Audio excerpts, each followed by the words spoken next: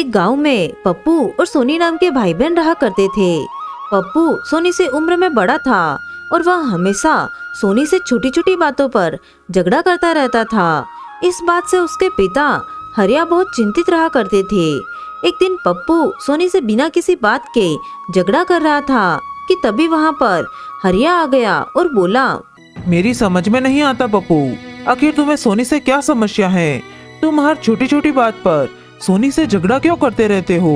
हाँ, आप तो सोनी का ही पक्ष लेंगे पिताजी, क्योंकि वह आपकी लाडली बेटी जो है। ऐसी बात नहीं है बेटा, जितना प्रेम मैं सोनी से करता हूँ उतना ही प्रेम मैं तुमसे भी करता हूँ। मेरी समझ में नहीं आता कि आखिर तुम्हारे दिमाग में इतनी नफरत भर कौन रहा है। झूठ मत बोलिए पिताजी, सच तो यह है कि आप सोनी को हमेशा ही मुझसे ज्यादा प्रेम करते हैं। आप हमेशा ही सोनी का पक्ष लेते हो। आप सोनी की बड़ी से बड़ी गलती को ऐसे नजरअंदाज करते हो जैसे उसने कोई गलती नहीं की बल्कि कोई महान काम किया हो। अपने बड़े भाई और पिता की बहस को सोनी काफी देर से सुन रही थी। वह पप्पू की ओर देखकर बोली, ऐसी बात नहीं है भैया, जब मैं कोई गलती करती हूँ तो पिताजी मुझे भी डांटते हैं, लेकिन बस मुझे समझ में नहीं आता कि आखिर आप मुझसे इतना चिढ़ते क्यों हैं? आखिर मैं आपकी छोटी बहन हूँ। मेरी कोई छोटी बहन नहीं है, मैं अपनी माँ की इकलौती संतान हूँ, समझी? मेरी माँ के मरने के बाद पिताजी ने तुम्हारी माँ से विवाह कर लिया। तुम पिताजी की संतान जरूर हो, लेकिन मेरी कोई बहन नहीं हो। बस बहुत हो गया पप्पू, अब मुझे यह बताओ कि आखिर तुम सोनी से झगड़ा क्यों कर रहे थे? हमारे गांव की जमीन पर सोनी मुझसे बगैर पूछे एक ढाबा खोलने की तैयारी कर रही थी। उसे ढाबा खोलने के लिए मैं नहीं बोला था। तुम तो कोई काम काज करते नहीं हो और अब तो मैं बूढ़ा भी हो चुका हूँ। सोनी ही परिवार का खर्च उठाती है। बस अब यही सुनना बाकी रह गया था। आप यह कहना चाहते हैं कि मैं इसके टुकड़ों पर पल रहा हूँ? पिताजी, वो मेरी जमीन है, मैं उस जमीन पर सोनी को कोई ढाबा नहीं खोलने दूंगा। इतना कहकर पप्पू गुस्सा होकर घर से बाहर निकल गया और सोनी अपने पिता की ओर देखकर बोली, आपको भैया से इतनी सख्ती से बात नहीं करनी चाहिए थी पिताजी। आपने उनसे ऐसा क्यों कहा कि घर का खर्च मैं उठाती हूँ? उनको कितना बुरा लगा होगा। तुम वाकई बहुत भोली हो सोनी। तुम्हारा बड़ा भाई तुमसे बगैर बात के झगड़ा करता रहता है और फिर भी तुम्हारे मन में उसके लिए इतना प्रेम और स्नेह है। वह मेरे बड़े भाई हैं पिताजी, उन्हें मुझसे झगड़ने का पूरा अधिकार है। भैया मन के इतने बुरे नहीं हैं पिताजी, उन्हें जरूर कोई मेरे खिलाफ और आपके खिलाफ भड़काता रहता है।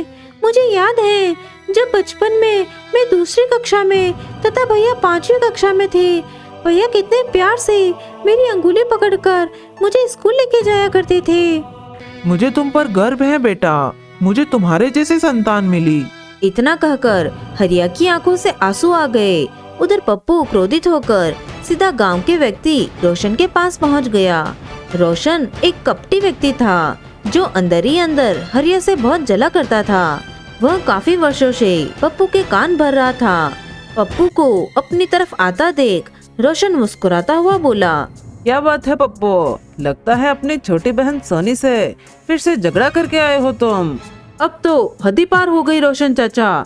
आज तो मेरे पिता ने यहाँ तक बोल दिया कि परिवार का खर्चा भी सोनी ही उठाती है, मानो मैं कुछ करता ही नहीं हूँ।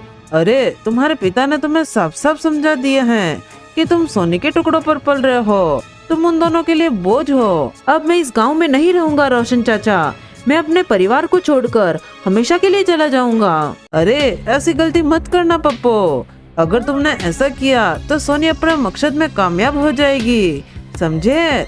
वहाँ तुम्हारे पिता की सारी संपत्ति पर कब्जा कर लेगी। मत भूलो, हरिया की संपत्ति के असली वारिस तुम हो, ना कि वहाँ सोनी।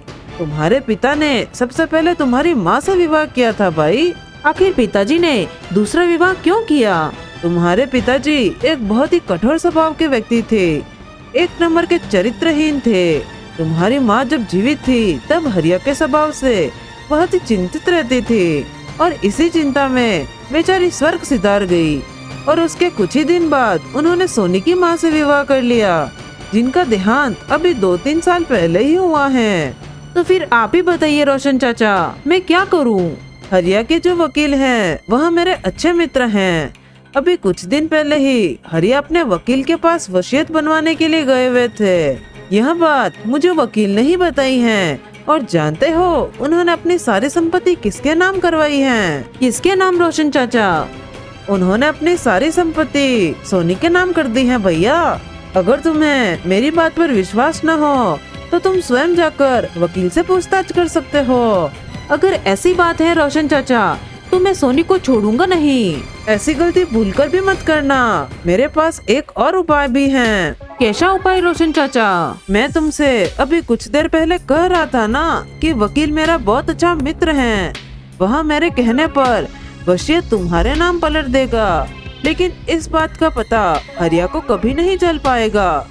जब हरिया इस दुनिया से चला जाएगा तो सारी संपत्ति के वारिस तुम हो जाओगे। उसके बाद तुम सोनी को धक्के देकर बाहर निकाल देना।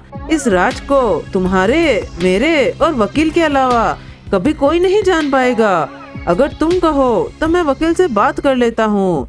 तुम्हारे पिताजी को पता भी नहीं चलेगा और वकील सारी संपत्ति तुम्हारे नाम कर देगा। तभी वहाँ रोशन की बेटी उषा आकर बोली, पिताजी आपको माँ बुला रही है। रोशन उषा की बात सुनकर वहाँ से चला गया। उषा पप्पू की ओर प्यार से देखने लगी। दरअसल उषा और पप्पू एक दूसरे से प्रेम करते थे। मैंने तुम्हारे और पिताजी के बीच की सारी बातें सुन ली हैं। तुम एक काम करो, कल पिताजी के साथ उस वकील के यहाँ पर चले जाओ और वसीयत अपने नाम करा लो। जब तक तुम ऐसा नहीं करोगे पिताजी मेरा विवाह तुमसे नहीं करेंगे। मैं कुछ समझा नहीं उषा, तुम क्या कहना चाहती हो? तुम ही बताओ ना पप्पू, कोई पिता उस लड़के से अपनी बेटी का विवाह क्यों करेगा जिसके हाथ में कुछ भी न हो? और फिलहाल तो तुम्हारे हाथ में कुछ भी नहीं है। जो भी है तुम्हारी छोटी बहन सोनी का है। उषा की बात सुनकर पप्पू के चेहरे पर क्रोध आ गया और अगले ही दिन वह रोशन के साथ अपने पिता के वकील के पास चला गया। हाँ, रोशन का फोन आया था पप्पू कि तुम आने वाले हो। देखो भाई, मैं तुम्हारे पिता की वसीयत तुम्हारे नाम पलट दूंगा, लेकिन मुझे तुम्हारी संपत्ति में से 20% हिस्सा चाहिए। 20%? कहीं आपका दिमाग खराब तो नहीं हो गया है? आप जानते भी हो आप क्या कह रहे हो। यह रकम तो लाखों में पहुंच जाएगी। अब देखो पप्पू, तुम्हारे पिता ने सारी वसीयत तुम्हारी छोटी बहन के नाम कर दी है। अगर तुम मुझे 20% नहीं देना चाहते हो तो कोई बात नहीं। 3 दिन के बाद तो तुम वैसे भी सड़क पर आने वाले हो। मैं आपकी बात का मतलब नहीं समझा। दरअसल तुम्हारे पिता को ब्लड कैंसर है और यह सारी बात उन्होंने तुमसे और तुम्हारी छोटी बहन से छुपा कर रखी है। उनकी मेडिकल रिपोर्ट अभी भी मेरे पास रखी है। ज्यादा से ज्यादा वहाँ सिर्फ 2-3 दिन के मेहमान हैं। रोशन बड़ी चालाकी से पप्पू की ओर देखकर बोला, यह सोचने का समय नहीं है पप्पू। इस वकील के मुंह पर 20% मारो और सारी वसीयत अपने नाम करवा लो। 3 दिन बाद तुम्हारा पिता वैसे भी मर जाएगा। रोशन की बात सुनकर पप्पू बहुत गहरी सोच में डूबते हुए बोला, ठीक है, मैं आपको 20% देने के लिए तैयार हूँ। वकील कुछ पेपर लाकर पप्पू से बोला, यह लो, इन पर अपना अंगूठा लगा दो और चिंता छोड़ दो और अपने घर चले जाओ। ठीक है, वसीयत तुम्हारे पिताजी के मरने के बाद ही सुनाई जाएगी। पप्पू अंगूठा लगाकर रोशन के साथ लौट आया और 3-4 दिन के बाद में अचानक हरिया की तबीयत बिगड़ गई और उसकी मौत हो गई। सोनी फूट फूट कर रोने लगी। सारे गांव वाले वहां पर एकत्रित हो गए कि तभी वहां पर हरिया का वकील पहुंच गया। सोनी, मैं तुम्हारे पिता का वकील हूँ। मैं यहाँ पर यह बताने आया हूँ कि तुम्हारे पिता ने संपत्ति किसके नाम की है। यह बात आप कल आकर बता देना। मैं अभी सुनने और समझने की स्थिति में नहीं हूँ। मेरे पिताजी मुझे छोड़कर चले गए हैं। मैं अकेली रह गई हूँ। यह मेरी मजबूरी है सोनी। तुम्हारे पिता का आदेश था कि उनकी मौत के 2 घंटे के बाद वसीयत पढ़कर सुना दी जाए। वसीयत के मुताबिक सारी संपत्ति उन्होंने तुम्हारे बड़े भाई के नाम कर दी है। इतना कहकर वकील वहाँ से चला गया, लेकिन सोनी को वकील की बात से कोई फर्क नहीं पड़ा। वहाँ फूट फूट कर रो रही थी। हरिया का अंतिम संस्कार पप्पू ने ही किया। शाम के वक्त सोनी रोती हुई जब घर आई तो पप्पू क्रोधित होकर सोनी से बोला, पिताजी ने सारी जायदाद मेरे नाम कर दी है सोनी। अब तुम्हारे लिए इस घर में कोई जगह नहीं है। तुम तुम यहाँ से निकल जाओ। यहाँ आप कैसे बात कर रहे हैं भैया? मैं भला कहाँ जाऊंगी? मेरा तो अब आपके अलावा इस संसार में कोई नहीं है। तुम्हारे इस संसार में केवल पिताजी थे जो कि अब चले गए हैं, तो कृपा करके तुम भी यहाँ से चली जाओ। ऐसा मत कीजिए भैया, मुझे इस घर में एक छोटी सी जगह दे दीजिए। मैं सारा जीवन उसी जगह में रहकर बिता लूंगी। इस घर में तुम्हारे लिए कोई जगह नहीं है। इतना कहकर पप्पू ने सोनी को घर से धक्का देकर बाहर कर दिया। सोनी रोती हुई वहाँ से चली गई। अगले दिन पप्पू ने उषा से धूमधाम से विवाह कर लिया। सोनी 2 दिन तक भूखी प्यासी दूसरे गांव में भटकती रही कि तभी उसे खेतों में बना हुआ एक घर नजर आया। सोनी वहाँ पर चली गई। वह व्यक्ति सोनी की तरफ देखते हुए बोला, अरे मैं तो तुमको जानता हूँ, तुम हरिया की पुत्री हो ना। मेरा नाम रामू है। मुझे 2 दिन पहले ही पता लगा कि हरिया अब इस दुनिया में नहीं रहे, लेकिन पप्पू ने तुम्हारे साथ अच्छा नहीं किया बेटा। ईश्वर उसे कभी माफ नहीं करेगा। अरे आप तो मेरे पूरे परिवार को जानते हैं। इस घर को और इस खेत को देख रही हो, यह घर तुम्हारे पिता का ही दिया हुआ है। हम सब तो सड़कों पर मारे मारे फिर रहे थे, तुम्हारे पिता ने ही हमें सहारा दिया। आज से इस घर पर और खेत पर तुम्हारा अधिकार है, तुम ही इसके वारिस हो। उस दिन के बाद से उसी घर में सोनी रहने लगी। वहाँ दिन भर काम करती और शाम को उसी घर में आराम करती थी।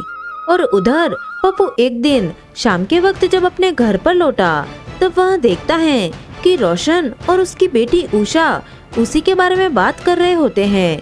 वह चुपके से उनकी बातें सुनने लगा। पिताजी, आपके कहने पर मैंने उस बबलू से विवाह तो कर लिया। अब तो सारी संपत्ति मैंने आपके नाम पे कर दी है। अब तो मुझे उससे छुटकारा दिलवाइए। अरे चिंता मत करो बेटी, मैं सही मौके की तलाश में हूँ। इस संपत्ति को हड़पने के लिए बरसों से इंतजार किया है। मैं नहीं चाहता कि मेरी छोटी सी गलती मेरी बरसों की मेहनत पर पानी फेर दे। मैं तो यह उपाय सोच रहा हूँ कि पप्पू को जड़ से ही खत्म कर दिया जाए। यह सुनकर पप्पू पूरी तरह से आश्चर्य में पड़ गया और क्रोधित होकर सीधा रोशन के सामने आकर बोला, मुझे तुमसे यह उम्मीद नहीं थी रोशन। तो इसका मतलब है पिताजी सही ही कहते थे। तुम हमेशा मेरे परिवार के खिलाफ मेरे कान भरते रहते थे। और उषा, तुम तो मेरी पत्नी हो। काहे की पत्नी? मैंने सिर्फ पिताजी के कहने पर तुमसे विवाह किया था। निकल जाओ यहाँ से, इससे पहले मैं तुम्हें धक्के देकर बाहर निकाल दूँ। यह मेरा घर है नहीं, तुम्हारा था। तुम्हें शायद याद नहीं, तुमने उस वकील के यहाँ पर अंगूठा भी लगाया था और जायदाद हथियार ली थी। उसी वकील ने वसीयत पर तुम्हारा नहीं बल्कि मेरा नाम लिखा था। रोशन और उसकी बेटी उषा ने पप्पू को धक्का देकर घर से बाहर निकाल दिया। पप्पू पछतावे के आंसू लेकर वहाँ से चला गया। उसे अपने पिताजी और छोटी बहन की बहुत ज्यादा याद आने लगी। कुछ दिनों तक पप्पू ऐसे ही भटकता रहा और उसी जगह पर पहुँच गया जहाँ पर उसकी छोटी बहन सोनी रहा करती थी। अपने भाई पप्पू को देखकर सोनी खुशी के मारे पप्पू के पास पहुँच गई। अरे भैया, आपकी दशा इतनी बुरी कैसे हो गई? पप्पू ने रोते हुए सारी घटना सोनी को बताई। चिंता मत कीजिए भैया, मैं हूँ ना। मैंने तुम्हारे साथ कितना गलत किया सोनी, और तुम? नहीं भैया, मैं बचपन से जानती थी कि आपके खिलाफ मेरे कोई कान भरता है। आप मन के इतने बुरे नहीं हैं। तभी वहाँ पर एक कार आकर रुकी और कार के अंदर से हरिया का वकील निकलकर बाहर आ गया और पप्पू और सोनी की ओर देखकर बोला, मैंने तुम दोनों को कहाँ कहाँ नहीं तलाश किया। मुझे माफ कर देना, मैंने तुम दोनों के साथ बहुत ही बुरा किया।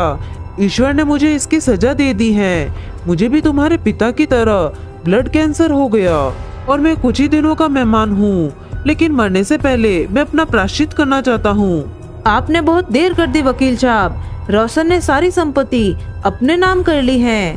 आपने जो अंगूठा मुझसे लगवाया था उसका फायदा मेरी पत्नी और रोशन दोनों ने उठाया। ऐसा नहीं है पप्पू, बल्कि हरिया जी ने अपनी आधी संपत्ति तुम दोनों के नाम की थी। आधी संपत्ति की वारिस सोनी आज भी है। रोशन ने सिर्फ तुम्हारे हिस्से की संपत्ति अपने नाम की है। यह क्या कह रहे हो आप? मैं बिल्कुल ठीक कह रहा हूँ। बचपन से ही तुम्हारे पिताजी और छोटी बहन के खिलाफ तुम्हें भड़काता रहता था। यहाँ तक कि उसने अपनी बेटी का विवाह भी तुम्हारा विश्वास जीतने के लिए ही कर दिया। मेरे पास उसके खिलाफ तमाम सबूत हैं। मैं पुलिस के सामने गवाही देने के लिए तैयार हूँ। चलो मेरे साथ। पप्पू और सोनी वकील के साथ पुलिस स्टेशन चले जाते हैं। पुलिस स्टेशन में वकील ने अपना जुर्म स्वीकार किया। अरे जी तो चाहता है कि वकील तुझे भी जेल के कालकोठरी में डाल दूं, लेकिन भगवान ने तुझे इससे भी कई बड़ी सजा दी है। इसके बाद पुलिस रोशन के घर के लिए निकल गई। अरे अरे, कैसे घुसे जा रहे हो तुम? अरे ये क्या गुंडागर्दी है भाई? गुंडागर्दी तो अब हम बताएंगे कि कैसी होती है। ले चलो इन्हें थाने। पापा, ये सब क्या हो रहा है? अरे मेरे पापा को कहाँ लेके जा रहे हो? मैं बताऊं कहाँ लेके जा रहे हैं तुम्हें? तुम्हारे असली ससुराल। वहीं बैठकर बर्बाद करना तुम लोगों की जिंदगी। इतना कहकर पुलिस ने रोशन और उसकी बेटी को गिरफ्तार करके जेल में भेज दिया और उधर पप्पू और सोनी सगे भाई बहन की तरह फिर से रहने लगे।